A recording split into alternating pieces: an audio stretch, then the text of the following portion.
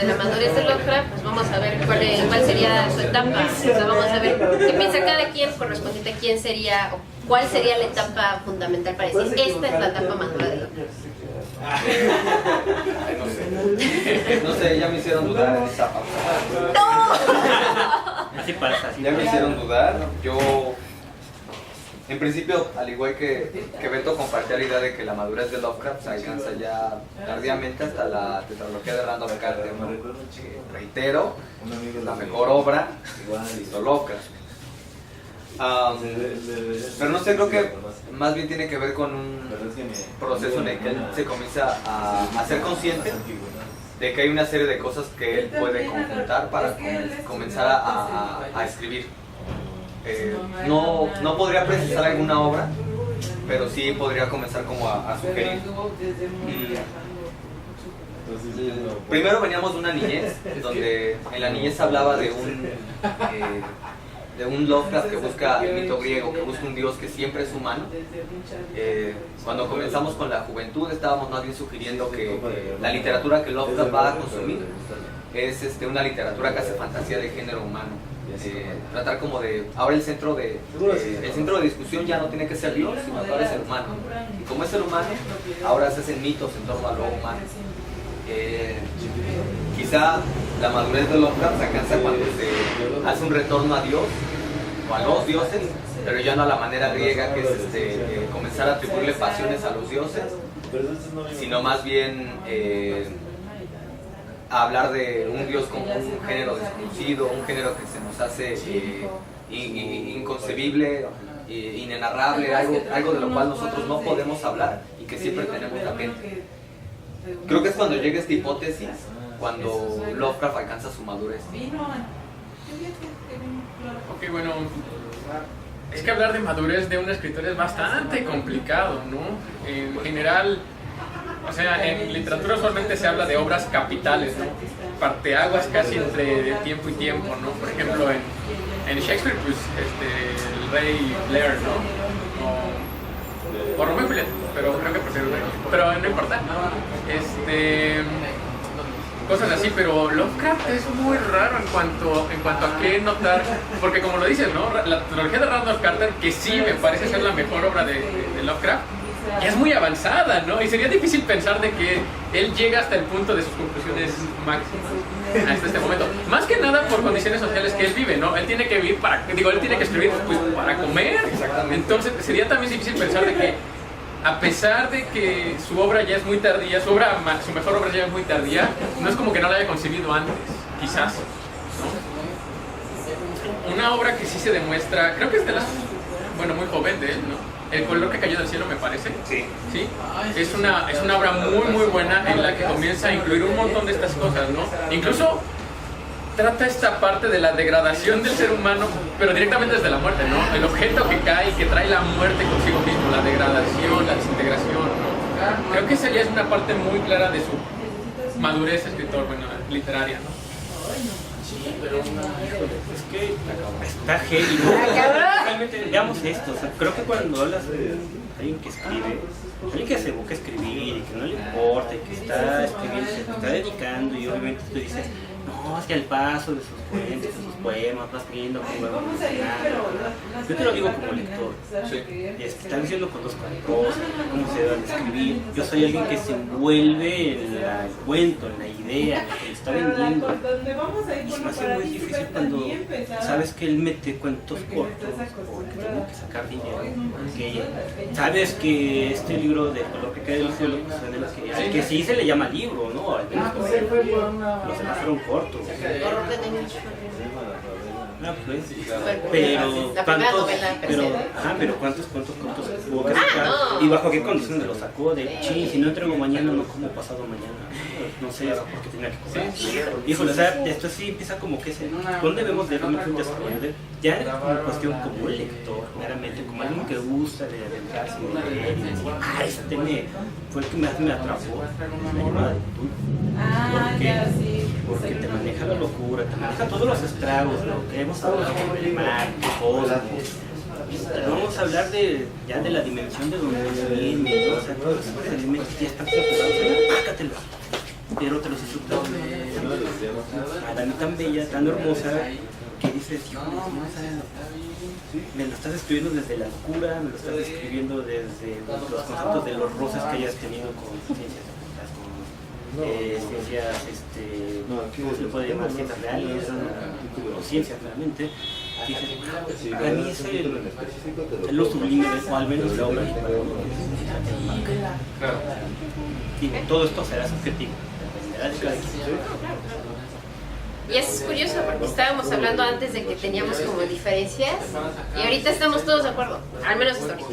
Ya sería la conclusión, pero hasta ahorita nosotros cuatro estamos de acuerdo porque justamente escribe el mito de Cthulhu y empieza toda esta cuestión de sus primeros libros completos como tal cuando se separa de su esposa.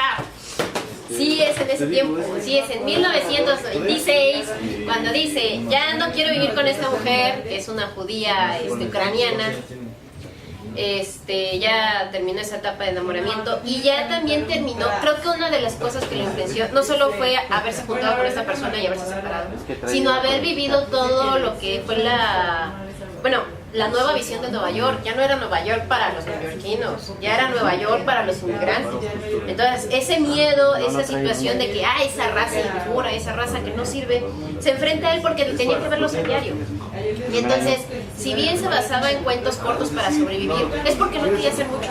O sea, no era una víctima, era una persona que no quería relacionarse con la gente porque tenía que encontrarse con esa gente, tenía que salir, tenía que vender su obra, o sea, él quería triunfar en Nueva York, pero él se encierra en eso, en una cuestión más cómoda, de que hizo más amistades mediante cartas, hizo más amistades con gente que nunca conoció en vida, solo fue por cartas en toda esa etapa de su vida. Y eso también hace que tengamos esta clase de literatura, o sea, todas esas situaciones que empieza a vivir y que como él las empieza a involucrar en su vida. Entonces, justamente también cuando H.G. Wells, que sí, la cuestión de la máquina del tiempo y la guerra entre los mundos, o sea, justamente lo que hace de que ya no es una guerra de humano contra humano, sino ya es una guerra contra los extraterrestres. Entonces es lo que también vemos en el mito de Cthulhu, de que ya es esa batalla de ese Dios, ya no es una cuestión, como mencionan, pasional, sino es esa cuestión de un Dios, de que tiene en su mano la existencia humana.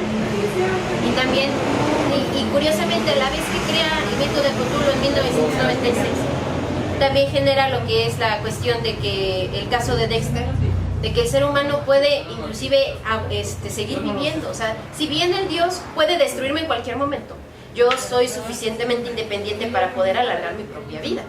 Y 1927 es el color que cayó del cielo, ¿no? Entonces justamente toda esta línea temporal correspondiente a cómo es que el ser humano, él evoluciona como persona y evoluciona también con sus cuentos, y es por eso que yo creo que esa es su etapa de madurez, justamente por toda esta serie de circunstancias que experimenta y que las coloca en sus relatos y de una forma más seria.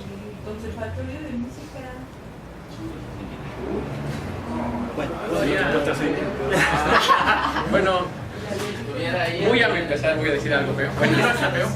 Como la sesión pasada comentó Fer, el monstruo Borges, ¿no?, lee a Lovecraft, porque leyó todo San Borges. La cosa es que Borges menciona algo muy particular. Menciona que Lovecraft es un escritor de fórmula.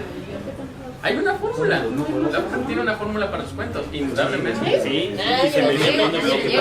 Y en esos cuentos lo coloca. Ahí los coloca así. Los mitos de Cthulhu, el color que cayó del cielo, las montañas de la locura, son parte de su fórmula. Y son muy claras. Y la única que se rescata o que se aparta bastante de eso es la tetralogía de Randolph Carter, ¿no? Creo que esta idea de que ya haya encontrado su fórmula, es que ahora pienso otra cosa, ¿no? Encontrar su fórmula es poder llamarlo maduro en tanto su capacidad literaria. O sea, sería muy raro decir que, bueno, está muy cómodo con lo que escribe, ya no tiene que escribir más, entonces es maduro por sí mismo. Lo encuentro muy raro. Pero otra vez, como está marcado por condiciones sociales de tener que escribir para comer, tampoco podemos decir que no haya planteado ya esta idea anterior de Randolph Carter.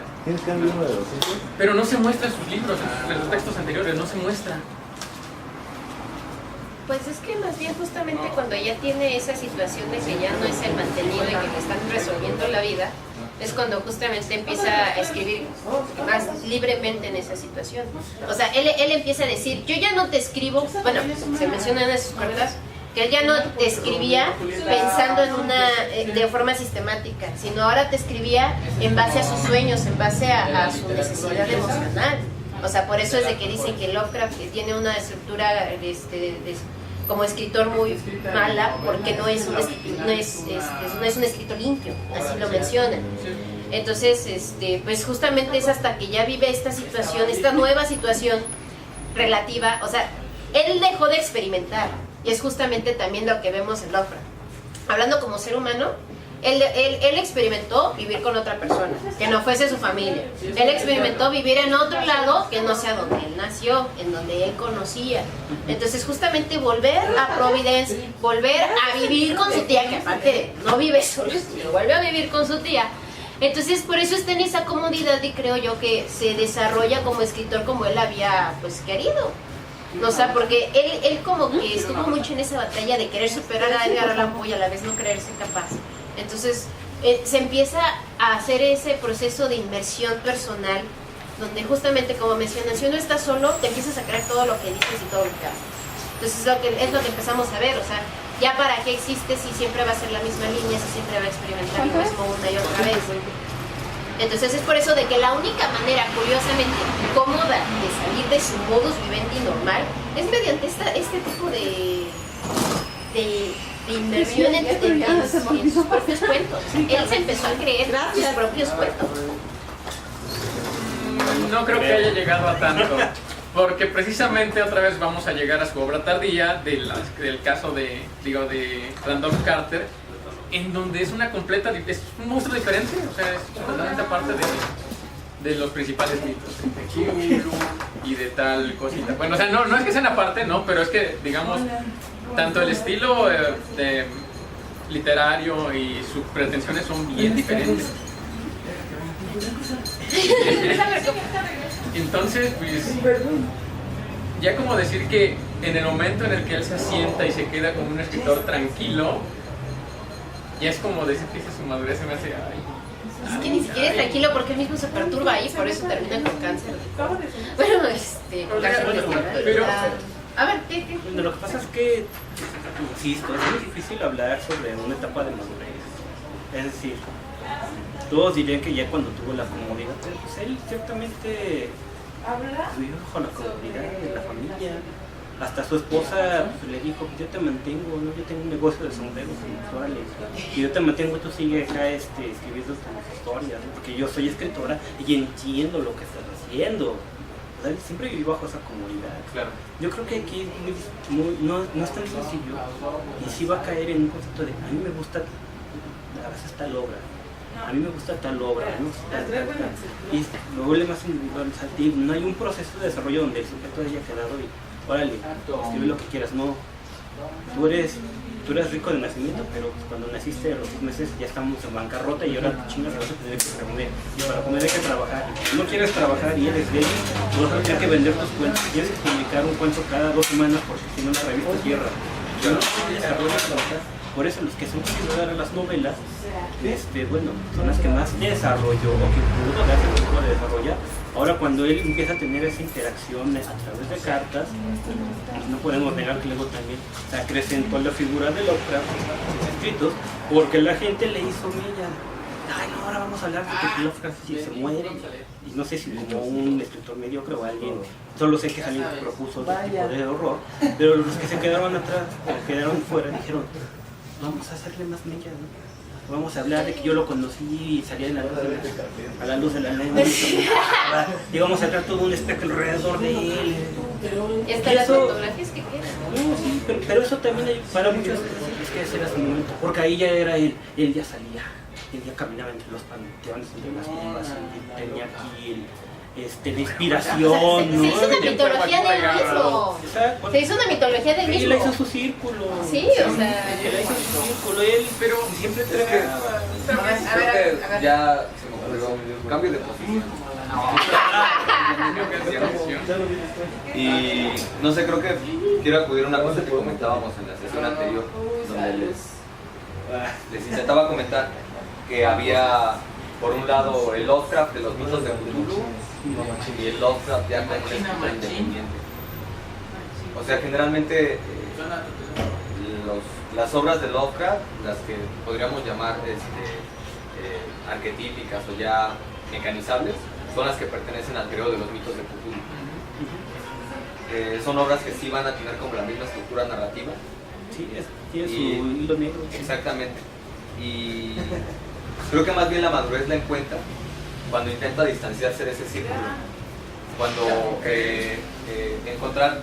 cuando cree por primera vez encontrar el diálogo en torno a pensar el cuento de horror junto con sus compañeros del círculo de Cthulhu o el círculo Lovecraft,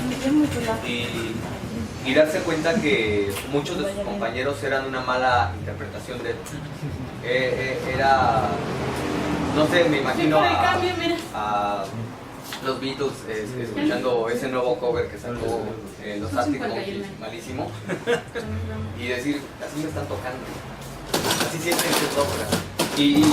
Pero eso sí pasaba. Por eso, y hasta él lo decía, pero... A propósito de eso, o sea, darse cuenta de que todo su círculo era un círculo que ya les había, a la manera de un maestro, les había mostrado cómo se desarrolla la narrativa de horror.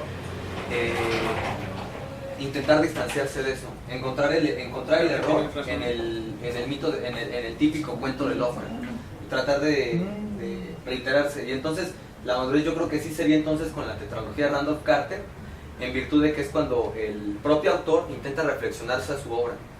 O sea, Randolph Carter, si algo hace, es pensar el típico cuento de horror de Lovecraft y tratar de convertirlo en otra cosa. No sé si me explico. Sí, o sea, sí, siempre es siempre había sido, encuentro algo que causa un poco de horror. Desafortunadamente esta cosa que encuentro pertenece a alguna tradición arquetípica milenaria y me termino enfrentando a un dios. Y así van, a lo que así llama pues, Dios. a lo que llama Dios. Si podrías hablar así de por lo menos casi todas la mitad, incluso más de la obra de Lovecraft. Ese es el hilo negro que nos referimos. Exacto. Entonces yo creo que más bien Lovecraft se hace maduro cuando intenta reflexionar sobre ese hilo negro. Cuando intenta decir, con este mito de horror, ¿qué voy a hacer ahora? O sea, a lo mejor, a pesar de que él no leyó la crítica de Borges que comentaba, quizá él mismo se dio cuenta de la misma, de su situación. Se dio cuenta de su condición precaria, o sea, darse cuenta de que la gente le pagaba por hacer el mismo cuento de horror. Quizá por eso achacaba a su público como idiota, ¿no? Sí. Y entonces, más bien, su reto ahora como escritor sería intentar superarse, no cayendo en los espacios comunes que él había creado, porque desarrolló toda una narrativa para salirse de los espacios comunes que habían creado Poe y su gente.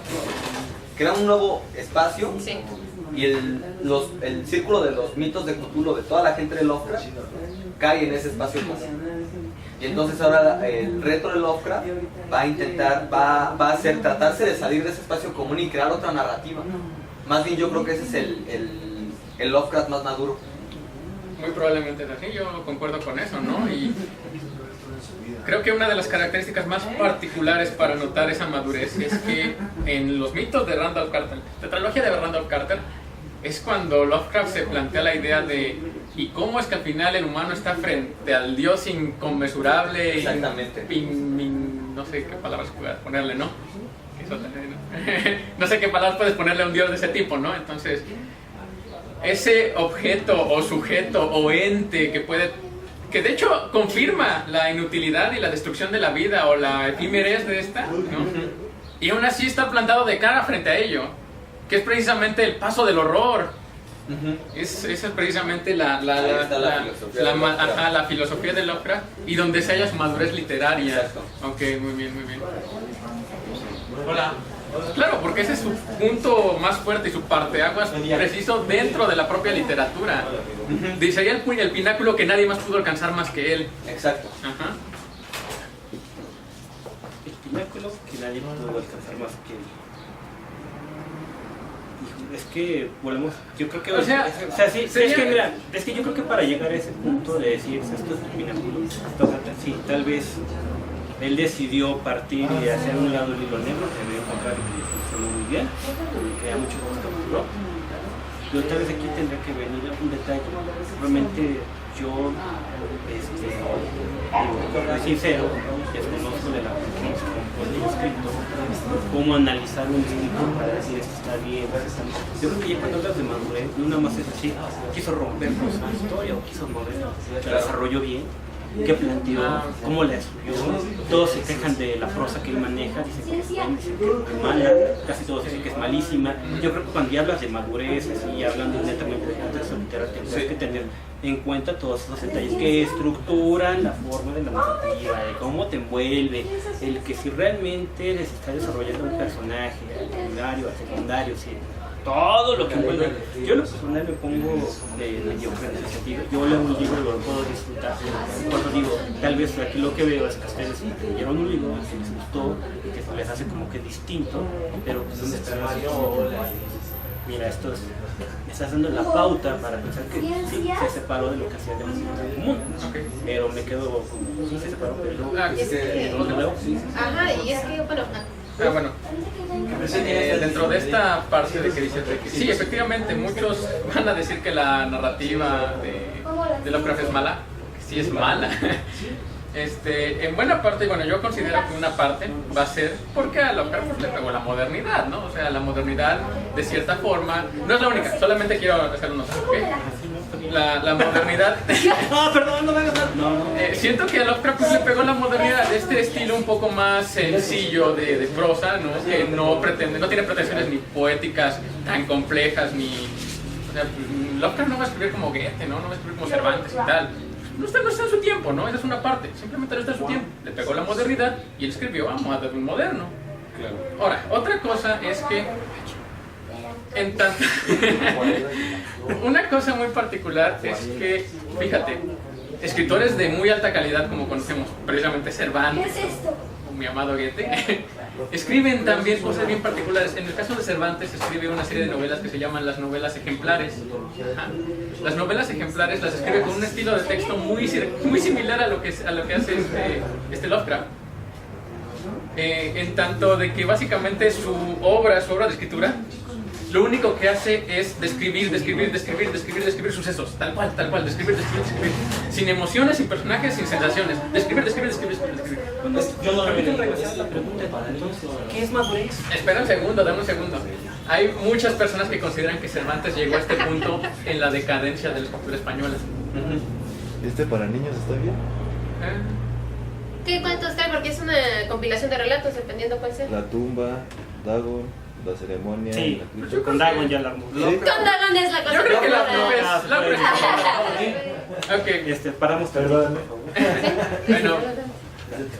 Espérate, no vamos a grabar. ¿Por qué no? Que vean que aquí estamos. No, porque La